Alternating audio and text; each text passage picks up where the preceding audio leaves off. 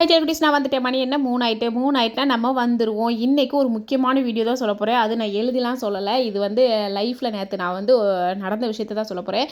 நேத்து வந்து ஒரு இடத்துக்கு போயிருந்தேன்ப்பா.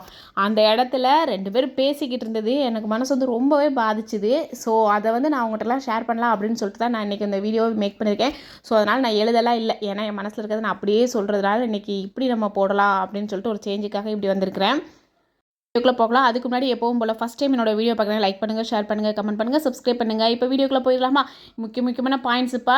இந்த கட்டத்தை தாண்டி தான் எல்லாருமே வந்திருப்போம். பட் இந்த கட்டத்தை வந்து ஈஸியாக தாண்டணும், இதை வந்து ஈஸியாக ஹேண்டில் பண்ணணும் அப்படிங்கிற ஒரே ஒரு விஷயத்துக்காக மட்டும்தான் நான் இந்த வீடியோ மேக் பண்ணிகிட்டு இருக்கேன். ஸோ இப்போ வாங்க வீடியோக்குள்ளே போகலாம். விஷயம் சொல்லட்டாப்பா. உங்கள் வாழ்க்கையில் நீங்கள் ஒரு முக்கியமான இடத்துக்கு போகிறீங்க, இல்லை முக்கியமான முடிவு எடுக்க போகிறீங்கன்னா ஃபஸ்ட் அதை யார்கிட்டையுமே கேட்காதீங்க. நீங்கள் கேட்டாலே அது வந்து வேறு மாதிரி பிரச்சனையில் தான் போய் முடியும். இன்னொரு விஷயம் என்னென்னா, நம்ம அடுத்தவங்கள்ட்ட ஐடியா கேட்க ஆரம்பிச்சிட்டாலே நம்ம கனவுகள் எல்லாமே கொஞ்சம் கொஞ்சமாக நம்மளை விட்டு போயிடும் அப்படிங்கிறதா உண்மையான ரீசனே. ஸோ இது வந்து நான் நேற்று கண்கூடாக பார்த்த விஷயம். ஸோ அதனால தான் நான் இன்றைக்கி இப்போ வந்து சொல்லிக்கிட்டு இருக்கேன். உங்களுக்கு ஏதாவது ஒரு ஐடியா தோணுச்சுன்னா அதை யார்கிட்டையுமே சொல்லாதீங்க. உங்களுடைய சம்மந்தப்பட்ட, அதாவது உங்கள் ஃபேமிலிகிட்ட மட்டும் டிஸ்கஸ் பண்ணுங்கள். இப்படி ஒரு விஷயம் நான் பண்ண போகிறோமா, இது கரெக்டாக தப்பா அப்படின்னு சொல்லிட்டு அவங்கள தவிர மற்ற யார்கிட்டயுமே டிஸ்கஸ் பண்ணாதீங்க. ஏன்னா இது அவங்களுக்குலாம் எப்படி தெரியுமா தெரியும், என்னமோ அவங்க மட்டும்தான் ஊர் உலகத்தில் இல்லாதவங்க மாதிரி, நான் அப்படி கஷ்டப்பட்டேன் இப்படி கஷ்டப்பட்டேன், நீ கஷ்டப்படக்கூடாது, அதுக்காக தான் உனக்கு நான் இப்படிலாம் சொல்கிறேன், உனக்கு லாய் தேவையாடா அப்படிங்கிற மாதிரிலாம் பேசுவானுங்க.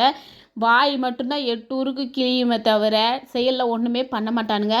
நம்ம செய்கிறதையும் கெடுத்து விடுறதே ஒரு பொழப்பாக இருப்பானுங்க. இந்த மாதிரி உள்ள ஆட்கிட்டலாம் நம்ம தான் டிஸ்டன்ஸ் மெயின்டைன் பண்ணுமே தவிர, நீங்களா போய் வழியே போய் இங்கே பாரு இப்படி நான் ஒரு ஐடியா பண்ணியிருக்கேன், நான் அதை வந்து பண்ணட்டா அப்படின்னு சொல்லிட்டு நீங்கள் கேட்கக்கூடாது. சரியா?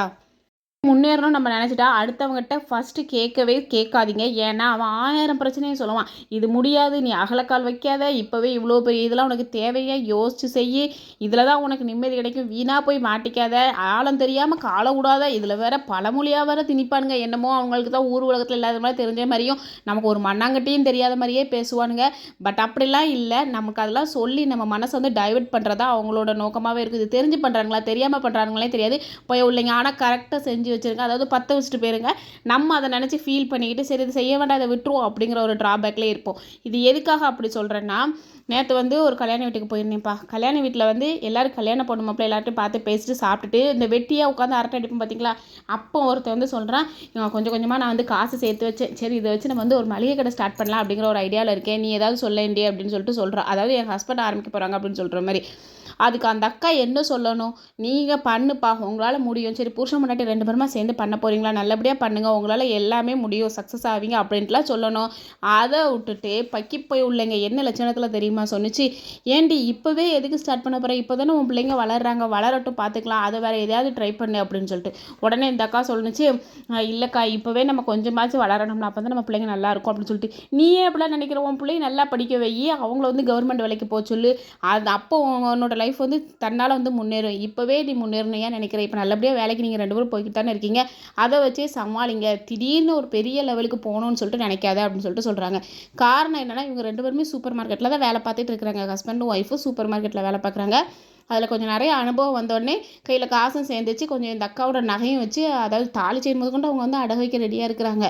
நான் அடகு வச்சு நம்ம அப்படி வந்து சக்ஸஸ்ஃபுல்லாக நம்ம நடத்துவோம், அது ரொம்ப பெரிய லெவலில் ஒரு சின்னதாக மளிகை கடை, ஒரு பெட்டி கடைன்னு சொல்லுவாங்க தெரியுமா, அந்த மாதிரி சொன்னதுக்கே அந்த அக்கா இந்த மாதிரிலாம் சொல்லுது. இதே அவங்க சூப்பர் மார்க்கெட்லாம் வைக்கிறேன்னு சொல்லிட்டாங்கன்னு அவ்வளோதான். இதுலேருந்து நான் சொல்கிற விஷயம் என்னன்னு பார்த்தீங்கன்னா, நீங்கள் வந்து எதையுமே யார்கிட்டையுமே கேட்காதீங்க. இதில் முக்கியமான விஷயம் என்ன தெரியுமா, அந்த அக்கா பேசும்போது எனக்கு செம்ம கடுப்பாயிடுச்சு, ரொம்பவே காண்டாயிட்டேன்.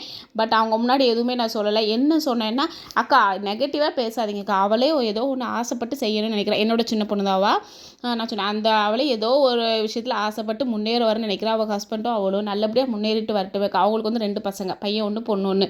ஸோ முன்னேறிட்டுமே அவள் தான் ஆசைப்படுறாளுங்கிட்ட, உனக்கு தெரியாது நீ சும்மா இரு, அவள் இப்படி தான் இதுக்கு முன்னாடி ஒரு கடை மாதிரி வச்சு கடைசி லாஸ் ஆகிடுச்சு, தையல் கடை ஏதோ வச்சுருந்தாங்களாம், லாஸ் ஆகிட்டா. அதான் நான் சொன்னேன், அக்கா ஒரு தடவை லாஸ் ஆகிட்டா இன்னொரு வாட்டி லாஸ் ஆகணுங்கிற அர்த்தமே கிடையாது. அதாவது என்னென்னா, கீழே விழுந்து எந்திரிச்சாதான்க்கா திருப்பி எந்திக்க முடியும். கீழே விழுந்துட்டோமே நினச்சிட்டு நம்மளால் சைக்கிள் ஓட்டாமல் இருக்க முடியாது. அதே மாதிரி தான் கீழே விழுந்துட்டா ஃபஸ்ட்டு வாட்டி, இன்னொரு வாட்டி கண்டிப்பாக அவளால் எந்திக்க முடியும். ஏன்னா என்னென்ன பிரச்சனைலாம் நம்ம பார்த்தோன்னு சொல்லிட்டு அவளுக்கு எல்லாமே புரிஞ்சிருக்கும். நம்ம கீழே விழுந்தால் எப்படி அடி விழுங்கிற அளவுக்கு அவளுக்கு தெரிஞ்சிருக்கும். இனி வந்து அவள் கீழே விழக்கூடாதுங்கிறதுல கவனமாக இருப்பாள். அப்படி அவள் கவனமாக இருக்கும்போது உங்களை நம்பி ஒரு விஷயம் கேட்டு வந்திருக்கான்னா நீங்கள் என்ன சொல்லணும்? சரிடா பண்ணு, உன்னால் முடியும் அப்படின்னு சொல்லியிருக்கணும். இல்லைன்னா எனக்கு இதை பற்றி எந்த ஐடியாவும் இல்லைடா, யாராவது தெரிஞ்சவங்ககிட்ட சொல்லணும்னா சொல்லியிருக்கணும். அதை விட்டுட்டு உன்னால் முடியாத, அகலக்கால் வைக்காத, போய் உளுந்துராத, ஆழம் தெரியாமல் காலை விடாத அப்படின்னு சொன்னீங்கன்னா அவள் மைண்டு என்னக்கா இருக்கும் அப்படின்னு சொல்லிட்டு நான் சொன்னதுக்கு, ஆமாம் இவள் எல்லாம் தெரிஞ்சவன் அப்படின்னு சொல்லிட்டு ஒரு மாதிரி அசிங்கமாக பேசிட்டு போயிட்டாங்க. எனக்கு அது ரொம்பவே கஷ்டமாக இருந்துச்சு. அப்புறம் இந்த பிள்ளைய பிடிச்சி கிளின்னு கிழிச்சேன். ஏன்டி உனக்கு கொஞ்சமாச்சும் அறிவு இருக்கா? உனக்கு ஒரு ஐடியா வந்துச்சுன்னா உன் மனசுக்குள்ளேயே வச்சு பழக மாட்டியா? எதுக்கு எல்லாட்டையும் சொல்கிறேன்? இப்போ நீயும் உன் புருஷனும் சேர்ந்து ஒரு ஐடியா பண்ண நினச்சிட்டீங்க, நல்ல விஷயம் தானே. 2 பேருமா சேர்ந்து ஒரு ஐடியா பண்ணும்போது எதுக்கு 3ஆவதா ஒருத்தியை போய் உள்ளே நுழைக்கிற? இப்படி அவட்ட கேட்க போய் தானே உனக்கு இவ்வளோ பிரச்சனை. நீ கேட்காம இருந்தனா நீ உன் மைண்டு ஃப்ரீயாக இருந்திருக்கும். சரி வர புது வருஷத்தோடு நீ ஆரம்பிக்கலான்னு இருக்கிறியா? அல்ஹம்துலில்லாஹ், நீ நல்லபடியாக ஆரம்பி. ஜனவரி 1ஆம் தேதி உனக்கு பிடிச்சிருக்கா? சரி பண்ணு. புது வருஷம் புதுசாக உனக்கு ஆரம்பிக்கட்டும்னு சொல்லிட்டு நான் சொன்னேன். ஆனால் அவள் அப்பமா அழுதுகிட்டே இருந்தாச்சு. அந்த அக்கா இப்படி சொல்லிட்டாங்க, ஒருவேளை எனக்கு இதுவும் லாஸ் ஆயிருமா அப்படின்னு சொல்லிட்டு. நல்லா புரிஞ்சுக்கோங்க, நல்லா தெரிஞ்சுக்கோங்க. உங்கள்கிட்ட நான் அதான் சொல்கிறேன், யார்கிட்டையுமே இப்போ ஐடியா கேட்காதீங்க. இப்போ இவளைங்க ஐடியா கொடுக்குறேங்கிற பேரில் நம்ம மனசை கஷ்டப்படுத்துங்களே தவிர வேற நம்மளை வந்து நல்லா இருக்கணும் அப்படின்ட்டு நினைக்கவே மாட்டாங்க. நல்லா புரிஞ்சுக்கோங்க. உங்களுக்கு பசிச்சா நீங்கள் தான் சாப்பிடணும். உங்களுக்கு ஒரு பிரச்சனைன்னு வந்தால் உங்கள் ஃபேமிலி தான் உங்களுக்கு வந்து சரி பண்ணுவாங்க. நீங்கள் கஷ்டப்பட்டு நீங்கள் தான் உங்கள் குடும்பத்தை வந்து காப்பாற்றுறீங்க. அப்படித்தானே? உங்களுக்கு எந்த பிரச்சனையாக இருந்தாலும் உங்கள் ஃபேமிலி மெம்பர்ஸ் தான் நிற்கிறாங்க. அவங்கள விட்டுட்டு மூணாந்தரமாக ஒருத்திட்ட போய் நான் வந்து நல்ல பிள்ளை நல்லா எல்லாத்தையுமே சொல்லுவான்னு சொன்னீங்கன்னா அந்த பைத்தியம் நம்மளை பைத்தியமாகிட்டு போயிருமே தவிர நமக்கு வந்து நல்ல சஜஷன் சொல்லவே செய்யாது. அது மட்டும் இல்லாமல் இது நம்மளை வந்து கந்திஷ்டிலேயும் போய் விட்டுரும். இங்கே பாரு, சூப்பர் மார்க்கெட்டில் புருஷனும் முன்னாடி வேலை பார்த்தாங்க, இப்போ பார்த்து தன்னால் கடை வைக்க போகிறாங்களாம். அவளுக்கு என்னம்மா வாழ்கிற வாழ்க்கை அப்படின்னு அதிலே நம்ம வந்து ஃப்ளாட் ஆயிடுவோம். அதாவது சொல்லுவாங்க, நம்ம கல்லடி பட்டாலும் கண்ணடி படவே கூடாது. ஸோ அதனால் இந்த மாதிரி உள்ள ஆட்கள்கிட்ட இருந்து நீங்கள் கொஞ்சம் விலகி இருக்கிறது ரொம்ப ரொம்ப நல்லது. ஏன்னா இதுங்கெல்லாம் எந்த அளவுக்கு மோசங்கிறது நான்லாம் என் லைஃப்பில் நல்லாவே தெரிஞ்சிருக்கேன். உனக்கு என்னம்மா கடைலாம் வச்சுருக்கேன், நாங்கள்லாம் அப்படியே அப்படிம்பாங்க. ஆனால் சொல்கிறவன் காரு பங்களா வீடுன்னு சொல்லிட்டு வேறு லெவலில் இருப்பான். பட் என்னமோ நம்ம வச்சுருக்கிறது ஒரு பெரிய விஷயமா சொல்லுவான். ஸோ நீயும் புருஷனும் வந்து இதை பற்றி ஞாபகம் வச்சுருக்கீங்களா? ஓகே, நீங்களே ட்ரை பண்ணுங்கள், நீங்களே செய்யுங்க. உங்களுக்கு உண்டான படியை வந்து ஆண்டவன் உங்களுக்கு தந்துக்கிட்டே இருப்போம். தெரிஞ்சுக்கோங்க, லைஃப்பில் ஜெயித்தவங்க யாருமே அடுத்தவங்ககிட்ட போய் ஐடியா கேட்டுகிட்டே இருக்க மாட்டாங்க. இது என்னால் முடியும் அப்படின்னு சொல்லிட்டு நம்ம நம்பணும். நம்மளால் முடியுமான்ட்டு. ஏன்னா நம்ம தான் அதுக்குண்டான வேலையெல்லாம் பண்ண போகிறோம். 2 ராவும் பவுலும் நம்ம மட்டும்தான் அதுக்காக வேலை பார்க்க போகிறோம். நம்ம கை சுமையை தூக்கிறதுக்கு வேறு யாரும் வரவே மாட்டாங்க. ஸோ நம்மளால் முடியுமா அப்படின்னு நீங்கள் கேட்டால் மட்டுமே போதும். அடுத்தவன்கிட்ட கேட்க வேண்டிய அவசியமே கிடையாதுங்க. அவள்கிட்ட மட்டும் கேளுங்க. அது யார்கிட்ட தெரியுமா? உங்கள் மனசை கேளுங்க. அதுகிட்ட ஐடியா கேளுங்க. ஏன்னா அதுதான் வேலை பார்க்க போகிறது. ஏன்னா அதுக்கு தான் தெரியும் உங்களோட கஷ்டம் என்னன்னு, அதுக்கு தான் தெரியும். ஸோ உங்கள் மனசை கேட்டு நீங்கள் இதில் முடிவெடுங்க. ஏன்னா உங்கள் பிள்ளைங்களோட எதிர்காலம் எதில் நல்லாயிருக்கும். பிள்ளைங்க உழைச்சும் நமக்கு தருவாங்க, இல்லைன்னு சொல்லலை. பட் பிள்ளைங்கள நல்லா படிக்க வைக்கணும்னா நம்ம கையிலையும் காசுக்கு இருக்கணும்ல. நம்ம பிள்ளைங்கள நல்லபடியாக மற்ற சமுதாயத்தில் எல்லாருமே நம்மளை மதிக்கணும்னா கையில் காசு இருந்தால் மட்டும்தான் மதிப்பாங்க. இங்கே இப்போ சூப்பர் மார்க்கெட்டில் வேலை பார்க்குறவங்களும் நல்லா தான் இருக்கிறாங்க, கடை வச்சுருக்கவங்களும் நல்லா தான் இருக்காங்க. அவங்கவுங்க ஹார்ட் ஒர்க் தக்கன நல்லா இருக்காங்க, அவ்வளோதான். புரிஞ்சுக்கோங்க. ஒரு விதையை எடுத்து இப்போ நீங்கள் வந்து ஒரு மாமரமே தேவைப்படுது, மாங்காய் கொட்டையை எடுத்துகிட்டு நீங்கள் போய் முளைக்க போட்டால் அது தன்னால் முளைக்கும். நீங்கள் எடுத்து மண்ணுக்கு மேலே வச்சிங்கன்னா எல்லாரும் கண்ணுப்பட்டு கல்லடிப்பட்டு அது வந்து வீணாக தான் போகும். ஸோ ஃபஸ்ட்டு அமைதியாக வளர விடுங்க, தண்ணி ஊற்றுங்க. உங்களுக்கு என்ன தேவைன்னு உங்களுக்கு தெரியும் இல்லையா? ஸோ மெதுவாக விதையை ஊனிட்டிங்களோ அதுக்கு உண்டான தேவையான தண்ணி ஊற்றுங்க. அது வளர வரைக்கும் அமைதியாக இருங்க. யார்கிட்டையும் எதையுமே சொல்லாதீங்க.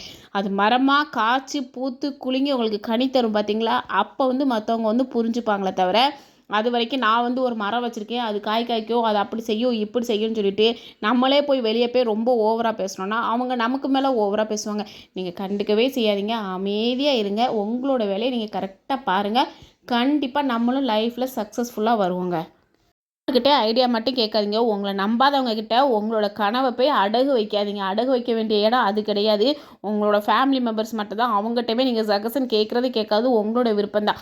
உங்களுக்கு எது தோணுதோ அதை செய்யுங்க. ஏன்னா எல்லா வேலையும் பார்க்க போகிறது நீங்கள் மட்டும்தான். ஸோ நீங்கள் மட்டும்தான் இதுக்கு உண்டான முடிவு எடுக்கணும். நீயே ராஜா நீயே மந்திரி, இதுக்கு எவனுமே கிடையாதுடா அப்படின்னு சொல்லிட்டு நீ தான் முடிவு எடுக்கணுமே தவிர நம்ம வந்து வெளியில் போய் கேட்கணுங்கிற அவசியமே கிடையாதுங்க.